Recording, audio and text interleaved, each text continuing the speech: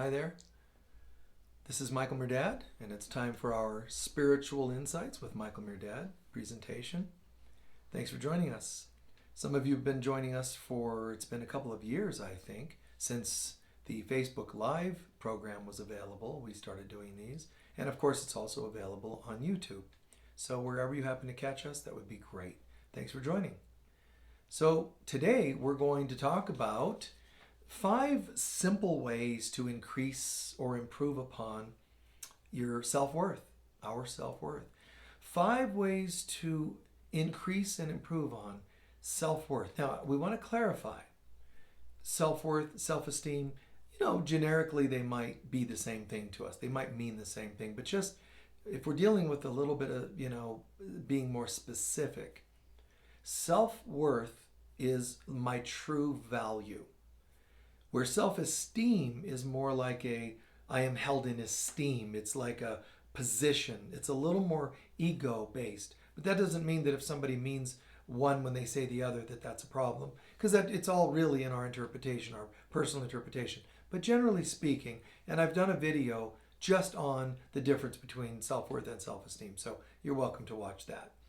And these are in our playlists on YouTube.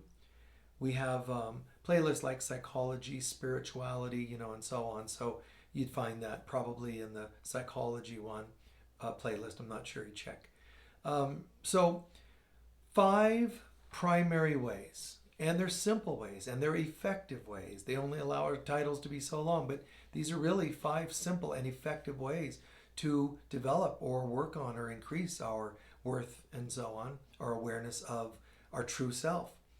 Now, the first step, when we think about increasing our sense of self-worth, I would advise that you consider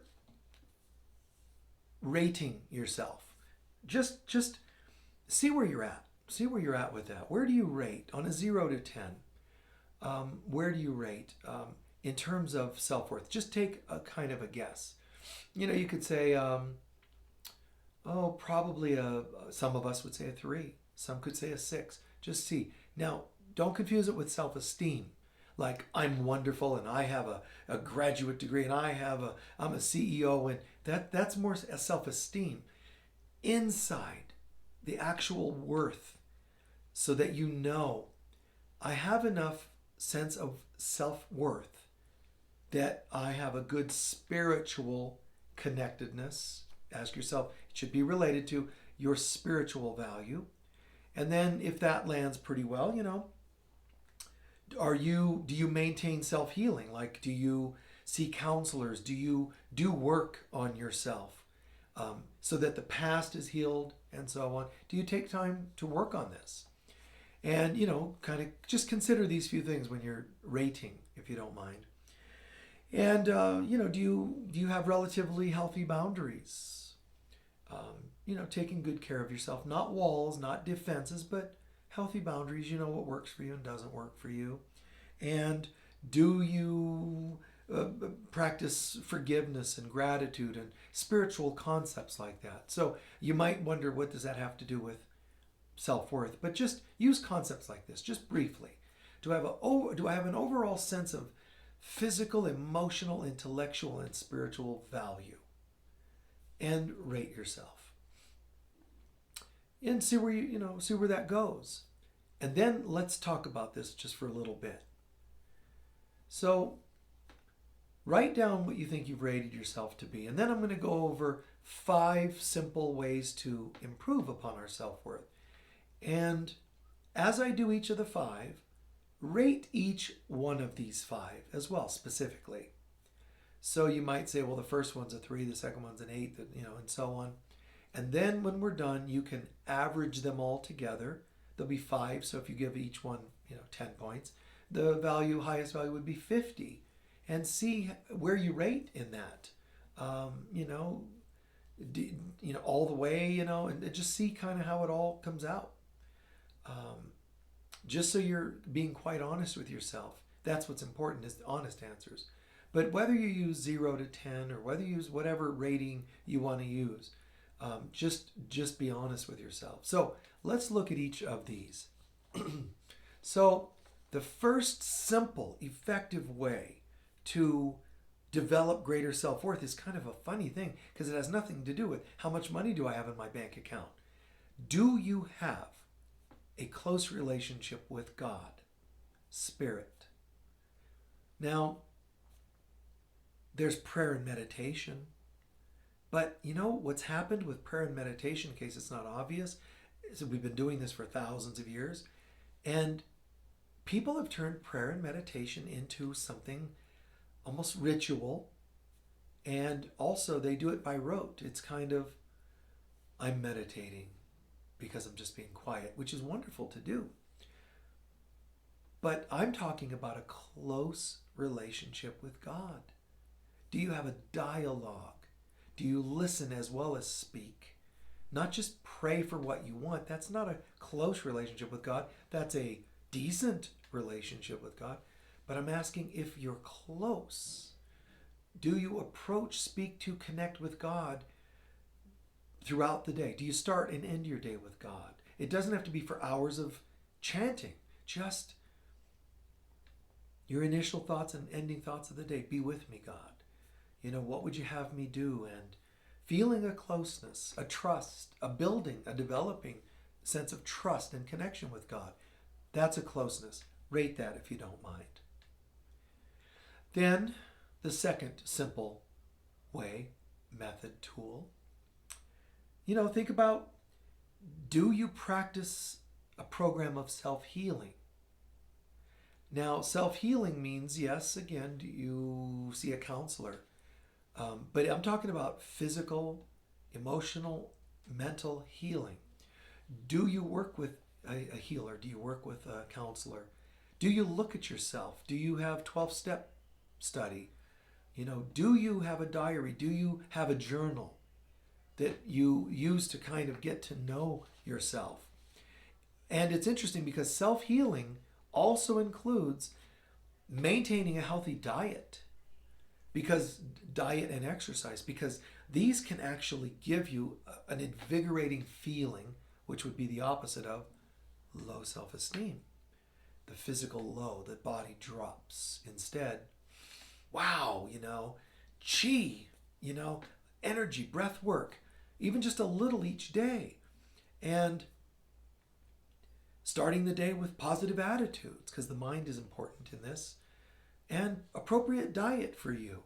You know, if you eat too much food, oh, you know, that proverbial thing that people do, Thanksgiving, oh yeah, we took a nap after lunch because we were so full. I never really understood why people eat that much, quantity-wise. It's kind of strange to me. Foreign is all I could say. I'm not saying I'm better than anybody else. I'm just saying I don't quite get it. Overindulge, and then you have to crash and sleep. Doesn't that kind of tell you something? It's not like you're just talking about a fiesta and siesta, you know, because that could still be just a nice quantity of food that makes you feel good, makes you taste good, feels right. And even if you decide to take a siesta, it's like just moments of, you know, siestas were not meant to just totally crash out, like you're drunk out of your mind on food and you had to just collapse.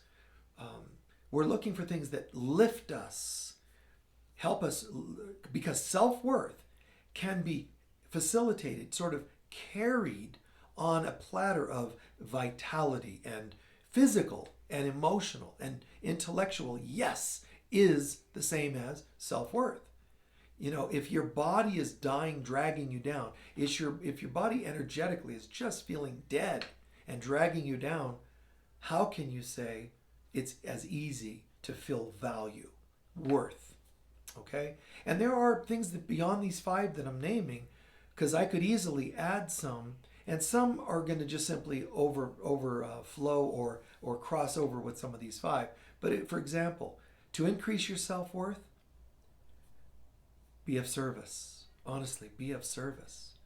And that still overflows or, you know, crosses over with some of the 5 I'm going to name, but don't forget being of service. Now, the third thing we're going to talk about, besides the physical vitality, one quick story. I remember one time I was speaking at a health conference or a fair, an expo or something, and these children, very young teens, probably 14ish, they were all brought this like a group. They were in a special home kind of a thing because they were challenged students and behavioral issues. And they all, a lot of them or all of them had drug issues. So the coordinator of this expo said, Mr. Mirdad, would you mind, for some reason I'm feeling called to introduce you to the kids, or else they wanted to meet you or something. There were probably 10 of them. And I said, I'd be happy to. So she brought them up and I would say, hey guys, how's it going? And you bridge and you connect with them, connect with people and these folks at a level they can understand. So I'm like, hey, how are you, man? How's it going? Just kind of get in the trenches with them. And I said, well, let me show you around, And, they don't know that I'm going to go do a talk soon or whatever. They don't need to know that. Right now, I'm just a person that's supposed to be befriending them. Spiritually, that's what I feel guided to do. So, hey guys, let me show you around. Isn't this cool? And they're, wow, and wow, look at that, paintings of this and music here, and putting on headphones or listening to, Stephen Halpern play his music because he was at the conference and so on. It's really cool. But then we went by this one booth where they were selling things like wheatgrass juice, and super blue-green algae juice. And the booth was giving little free shots. And if you don't know, wheatgrass is great for vitality. And super blue-green algae is really incredible stuff. They make an alpha and omega, at least in these days. This was probably 1988. So in these days, they had those two. I don't know if they still do, but alpha would be like your morning shot to wake you up, and omega, more of a calming. But anyhow, they took the wheatgrass or the super blue-green, whatever they wanted to take, they took a shot. And then we're walking, and we didn't even get like 20 yards or whatever from that booth. And they're all like looking at each other. I go, what's going on? And they're like, I feel stoned. I feel high. And they dug it because they're all drug addicts. And they're like, this is great. So they felt what cocaine and other things made them feel, except it was real. It was organic. It was not damaging. It was invigorating. My point being that also gives you a sense of energy to get things done, which increases your sense of value. And it gives you higher vitality level, which is more congruent with your sense of value. So, the right diet, the right qigong exercises, breath, just breathing, kind of just, doing conscious breathing while you're stretching a little bit, doing things like that really can make a difference for folks. The third item has to do with boundaries. Now, I've done full lectures on boundaries, and you guys probably know that, but developing healthier boundaries does affect your sense of worth, because unhealthy boundaries means people pummel me with derogatory behaviors or comments and so on. Healthy boundaries, I know who I am. I may not know perfectly, nor do I know all the time 24/7, but I know most of the time, meaning any of us could say this, I get a pretty good sense of who I am. Therefore, I'm good to go. Other energies don't pull me down as easily as they may have once upon a time. So that's why boundaries can ensure and assure you that you're going to maintain greater sense of self-worth. But here's a really cool trick, because I did say 5 simple ways to improve self-worth. So the connection with God doesn't have to be, hours of increased, intense prayer meditation. Just start talking to God like it's close to you. Close your eyes. And if it's only angels you want to work with, do that. Or Jesus or the Divine Mother, Holy Spirit, God itself, whatever. Just have some sort of very friendly kind of contact, communication, connection. And in the second, simple programs of health and vitality. But the third, boundaries, it's as simple as this. And many of you have heard me say this, but practice treating yourself as though you were like a child that you loved. Your own child, your inner child, someone's child that you had to adopt because of tragedies, how would you treat that child? And that's one of the simplest ways to live your life perfectly, beautifully. I probably wouldn't put that in my system. Then don't. Would you tell that 10-year-old to do this or that? If the 10-year-old became 16 and they were on their first date, would they be dating someone like you're dating? Then don't. Don't do what you wouldn't advise others to do, or you are a living hypocrite. You are an embodied hypocrisy. Now, I'm not saying be hard on yourself over that, but that's part of the point. That you don't want to be too hard on yourself. So think of it as a child and gently lead yourself in the proper direction. Now, the fourth item, practicing forgiveness. Now, what does forgiveness have to do with self-worth? Everything has everything to do with self-worth, because as you think of others, you think of yourself. As you judge others, you judge yourself. As you forgive others, you forgive yourself. If I'm not going to forgive myself, it's because I'm being too hard on myself, right? If I don't forgive you, I'm being hard on you. That's the opposite of what we're really looking for. I want to practice forgiveness, meaning let myself off the hook. Go easy. So practice forgiveness. As I forgive others, I'm forgiven. As I let others off the hook, I'm being easier on myself and letting myself off the hook. Because if I'm not being easy, I'm being hard on myself. If I'm being hard on myself, how could that generate self-worth? Some of us are born into families that are hard on us, and it can affect our sense of self-worth, self-esteem even.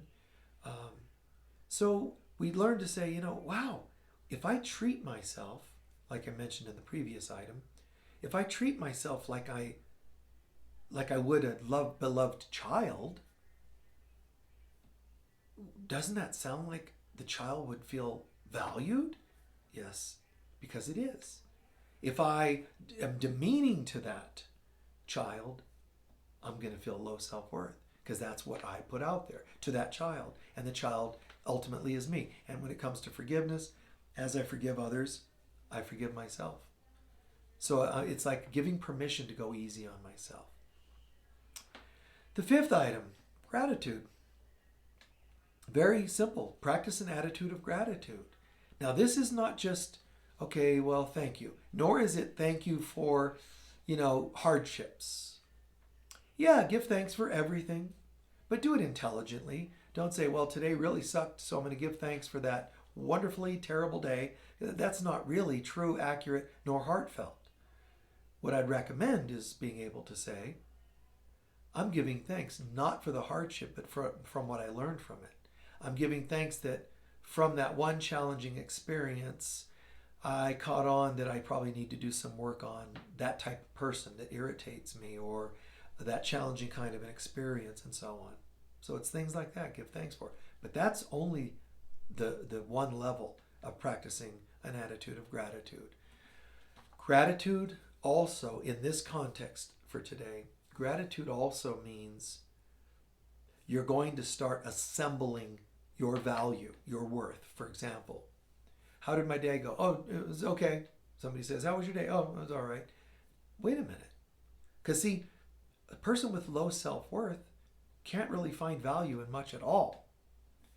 Oh, my day was okay. There, it's like, well, so-so, and there was this issue and that made me tired, and that made me sad, and that made me have less money, and everything's negative.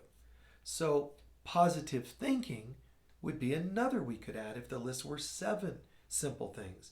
I would add being of service, and I would add, this other item. So, positive thinking. Negative thinking drains you. But I'm saying that it also overlaps with gratitude, the positive thinking, a bit. So think in terms of gratitude being like where you learn to integrate the value of every experience. Now, I learn to integrate either negative experiences, I integrate the value of what I learned from them. positive experiences, I get to get to integrate the value of the wonderful experience. Like, wow, I got a raise at work. Wow, I get to give thanks for that and integrate that, and it helps me recognize my value. But bigger and broader sense, then consider those kinds of things where you say, well, I got a raise at work last month, and then this month someone sent me a gift of some kind. And then, oh, wow, something else, and then something else. What I mean by gratitude in the greater sense is you give thanks and you start assembling these chunks like puzzle pieces to make you a more complete picture of value. So you start to realize instead of, because see, people with low esteem and low value, they're going to be watching for the other shoe to drop. What am I going to lose next? What's going to be taken from me next? And instead, a person of value is going to be able to say, and self-worth is going to be able to say, okay, where can we take this? I think what I'll do is this, and I'll take that, almost like I call it assembling. Relationships, assemble. The positives of all that you ever had in relationships, assemble them and let them become not a Frankenstein partner that you've assembled, but a Frankenstein, so to speak, a puzzle that is you. I'm assembling a new self. I know that I want someone who's into spirituality. I want someone I'm ready for this, I'm ready for this. Great. Those are pieces that I now have tasted and I like them and they're part of me. Therefore, that's what I'm going to attract. As for negative experiences I've had, not a problem. I learned from those A, B, C, and D. Therefore, that's what I'm ready to now apply in my next relationship. So it's like a person who refuses to lose. I win left, right, up, down, forward, backward. I learn and I improve because negatives become positives, positives become positives, and I just become far, far a better person. So gratitude, assembling, a sense of self-worth. And like I said, there's others. You could add being of service. Being of service isn't just, I think I'll donate time at the local shelter. Being of service also means you recognize that when I give donations, if I have extra funds and I give donations, it's wonderful because I can afford it. Now more came to me. Now this is amazing. I'm assembling a higher consciousness of prosperity.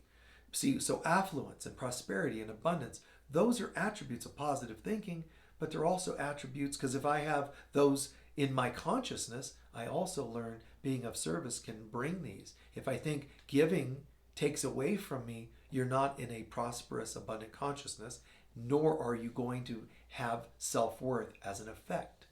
So self-worth isn't something you get from an external like badge. Self-worth is something, in my opinion, self-worth is something that it almost just rises up and you go one day, wow, this is kind of cool. It's so natural and organic. If you do the things I'm describing, these 5/7, because I added a couple, it just starts to show up. Now, if by chance you're out there and you're watching, you go, well, but I do those 5 most of the time, but I don't feel sometimes great self-worth. Well, first of all, we all have our down day. Learn from that and keep going. Rise from that too. But you might also apply the 5 things, but you might be missing part of one of them, which is, like I said, the word integrate. You might do, but you might not allow yourself to become. So yeah, be of service, for example, but do you really understand how beautiful it was? Give somebody a donation or give somebody a financial gift or practice tithing, but do you do it with fear or do you really get it? And so on. Health. If you say, well, Michael said health is a part of it and vitality, and you go out there and you force yourself to work out hard and pump weights and so on, and you don't really love it and you don't really get it, then it's not going to have the same effect. It has to be do what you love and love what you do. And keep that in mind forever. Self-worth. I'm a spiritual teacher. You guys know that I've been out there and so on for touring and teaching. Not once, not once have I ever encouraged or allowed an audience to applaud after a talk. Some speakers, that's not acceptable at all because their value is not value, it's esteem. Their esteem is measured by the lauding and the wonderful, oh, applaud, applaud, applaud. Now, mind you, sometimes people have applauded. I haven't asked or encouraged it or insisted upon it. I usually, those of you who know me, I do a talk, go right into a meditation so they can't applaud because I take them right into eyes closed, meditate, and that's cool. When they're done with meditation, they move on to the other parts of the service. Now, my point isn't just that I did something that seems wonderful to some people, but never, and not do, I also don't talk about it a lot. I don't announce it every day. I never ask for applause because then that's almost asking for applause. 40 years I've been touring and teaching and not once asked for it nor insisted applause. But my point was, my value, my sense of worth, I already know I'm good, and that's not an arrogant statement. If I was terrible at teaching, I would know it. First of all, it wouldn't have any success. It wouldn't have any effect. I wouldn't feel good about it because I have a conscience. Some people could be terrible at it. As long as they make money, they don't care if they're good because they just get the money. My conscience wouldn't work like that. So I actually know that I must be good because I feel value, I feel worth, I feel good from it. I can see it, I can feel it in people while I'm teaching and talking. And yes, they give me feedback, but I don't need the feedback. I don't mind signing autographs and signing books. That's not a problem at all.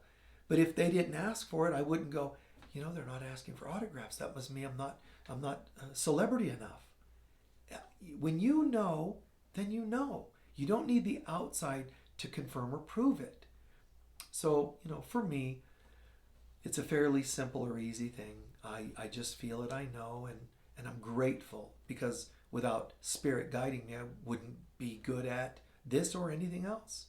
So that is my source. Another idea about your worth is to recognize, which is back to step one, God is the source, and it just like there's this funnel. The whole universe funnels into the smaller opening of the funnel, pouring into my crown, down into my heart, and then washing over my entire being. How could I not feel value or worth? It's like you want to do backflips because you just feel so good. And when I do talks, there's just a vibe. You can, I can feel it. A musician knows when they're in the zone. They go, something just clicked. Wow, we were doing a jam session and everything just clicked. And one time there was a jam with like all the greatest musicians in the world. They were all, somehow they congregated, and before you knew it, you had one guy from the Who and one guy from the Beatles and Elton John and all these different artists in the same room. There was a Led Zeppelin guy and all these guys. I'm like, wow, when you have the best, you're going to get the best. And several of them said that was the absolute worst jam session. They could have been in a garage band with high schoolers and felt a tighter connection. Why? Because all of those guys thought as individuals in the moment. Nothing guarantees you to find the zone other than humility and the right intention. As soon as you go in with your head, it's gone, it's lost. So it's not an esteem, it's not by my own efforts, self-worth and such, not by my own efforts and so forth. It's I step aside, I set self aside. That saying Edgar Cayce used when he did his readings, I set self aside. And that's the idea. That's how and why he could do such tremendous readings, better than any other person in history. I'm not talking about better than like Jesus himself. We're talking about a person who is a psychic clairvoyant, not a person that's completely Christed. A person that is psychic clairvoyant. Of all clairvoyants in history, there's nobody with greater accuracy, nobody with, and here it is, it's all founded in humility, not aren't I wonderful? He didn't try to get on Oprah or whatever, which more often than not, you get people that aren't in that zone. They talk they talk well, they write books and sell well, but they're not always actually deeply authentic. To get on, you get an agent. You could be Jesus reincarnated. If you don't have an agent, you're not getting on that show. You need to be part of the game. You need to have your agent, and you need to play the game, and understandably so. They want agents because they want people who can talk their language and assure them what they're going to get as a person on their show. I get that, but all of that doesn't assure your self-worth. Not at all. Best-selling author doesn't assure your self-worth. Maybe self-esteem, because esteem is something you get externally. So develop self-worth. And you can tell me you have worth, but if you're dating psychopaths, you must not have much worth. No offense. You can tell me your worth, but if you're a major addict, you must not have very much worth. I'm glad that you feel you do, and I'm glad that maybe you're working on it. Congratulations. But you're not going to convince me you have high sense of worth if you're selling yourself out. Worth, selling yourself. Doesn't work.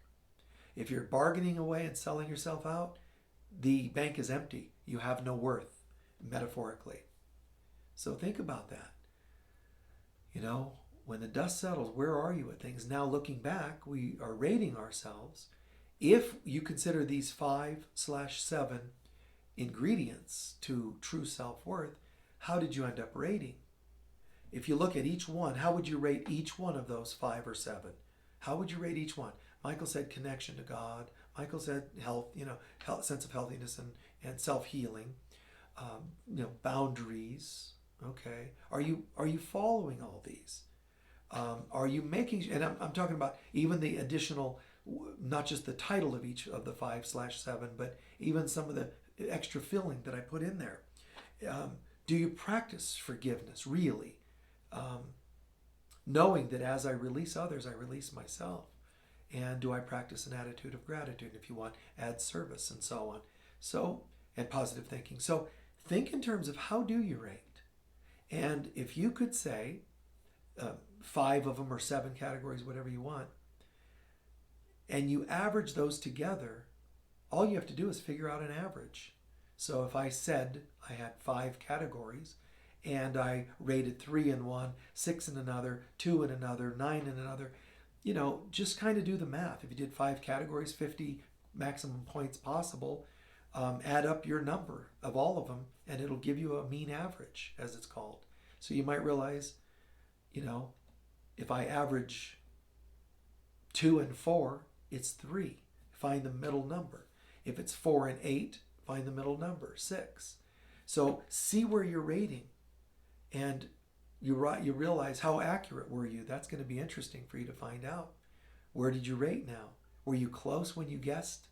I hope so. That might confirm that you have a bit of self-awareness, which is good. You might be way off. That's cool too. Why? Because we can learn from that and go, geez, I really was off. You might find I actually have better sense of worth than I thought I did. What am I going to do with that? I'm going to make that grateful. I'm grateful for that, integrate it, and it takes me up a notch. I feel better now about myself. What if it goes the other way? Negatives turn into positive, guys. Positives positive, negatives positive. Take everything the right direction. So you can say, I learned. I learned that I thought I was an 8 and I'm a 2. I thought this was a 8 and it was a 2. This was a 6 and it was really just a 4. Whatever it is, bummer. You might have to breathe. You might shed a tear, but come out of it saying, but now that I know, what can I learn from it? And that's what I meant earlier. Integrate and turn it into something. It's an interesting thing, but worth doesn't come from external and it doesn't come from just achievements. Sense of worth to me is built upon every day. It's a mixture of all these categories I named. And I personally can say, I care about other people. I try to be of service, and that does improve my sense of worth. And, I do see gratitude, and I do kind of, when I see myself do something, and if it's done well, I feel a sense of accomplishment, and that can help. That can go the ego direction of accomplishment, or of course, the spiritual. And just keep feeding your soul. Feed your sense of value.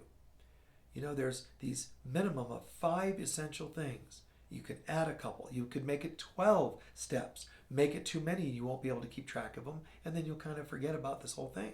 So keep it to a manageable number of simple things you can commit to. These are the 5 or the 7 simple things that I'm going to do to improve my sense of self-worth. And then take off from there. And teach it to other people. I don't copyright these conversations, guys. I make them up as I go. They just come to me. You can then write a book about it. 7, simple ways to improve self-worth. But find a way. When you talk to your kids, you can teach them. You can talk. Your girlfriends, you get together with your guy friends, girlfriends, and you start chatting, hey, I heard this thing. 5 things. Let's do something real quick, guys. Let's have fun. How would you rate your self-worth? And you get a rating from everybody. And then you say, now let's kind of look at these categories. This one guy I heard once said there are 5 or 7 categories.